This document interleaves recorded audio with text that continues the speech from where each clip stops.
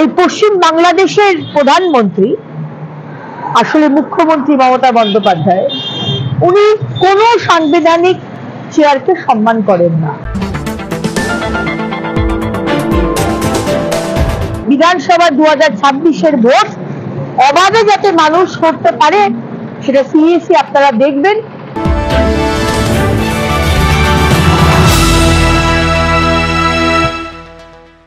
কাল রাত থেকে আজ সারাদিন জ্ঞানেশ কুমারকে রাস্তার উপরে কালীঘাট মন্দিরে নির্বাচন কমিশন অফিসের বাইরে নানাভাবে বিক্ষোভে পড়তে হয়েছে।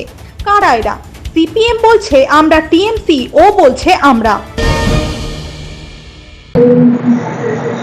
আজকে chief election commissioner mister Gyanesh Kumar কালীঘাটে গেছিলেন পুজো দিতে, এবং সেখানে তাকে যেভাবে হেনস্থা করা হলো, বিক্ষোভ দেখানো হলো, এবং গতকালও এয়ারপোর্ট থেকে বেরিয়ে যেভাবে তাকে রাস্তায় বিক্ষোভ দেখানো হচ্ছে, এবং একই রকম ভাবে সবার হাতে একই পোস্টার, একই লেখা, পতাকা ছাড়া কিভাবে এই পুরো প্ল্যানিংটা হচ্ছে এটা কিন্তু বাংলার মানুষ বুঝতে পারছে, কেউ মূর্খ নয়।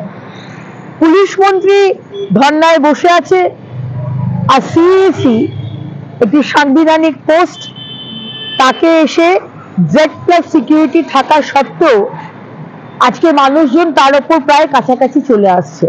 কারা করাচ্ছে, কেন করাচ্ছে সেটা পরিষ্কার বোঝা যাচ্ছে, কারণ এই রাজ্যে, এই পশ্চিমবঙ্গে এটা পশ্চিম বাংলাদেশ হয়ে গেছে। এই পশ্চিম বাংলাদেশের প্রধানমন্ত্রী আসলে মুখ্যমন্ত্রী মমতা বন্দ্যোপাধ্যায়, উনি কোনো সাংবিধানিক চেয়ারকে সম্মান করেন না।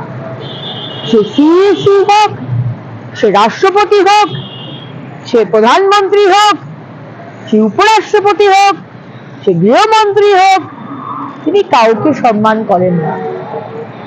আজকে বিচারপতির রায় যদি তার পছন্দ না হয়, বিচারপতির বাড়ি ঘেরাও করা হয়, পোস্টার পড়ে, কলকাতা পুলিশ সিসিটিভি ক্যামেরাতে সবকিছু দেখে, কিন্তু তারপরেও কেউ অ্যারেস্ট হয় না।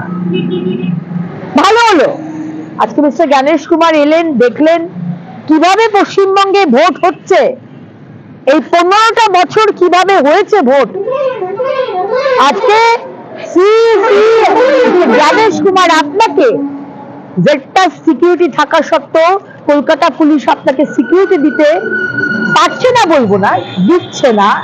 তারা বুঝতে পারছেন যে গ্রামগঞ্জের যে মানুষ তারা কিভাবে আজকে ভোট করতে যায়। তাই ভালো হলো আপনি এসে দেখলেন, এবং এই বিধানসভা 2026-এর ভোট অবাধে যাতে মানুষ করতে পারে সেটা সিইসি আপনারা দেখবেন। কিন্তু বাংলার মানুষের যে দাবি যে রাষ্ট্রপতি শাসন হোক, কারণ এই যে রেজিম চলছে মমতা ব্যানার্জির আন্ডারে, এরা সেন্ট্রাল ফোর্সও মানে না, এরা কোনো কিছু মানে না।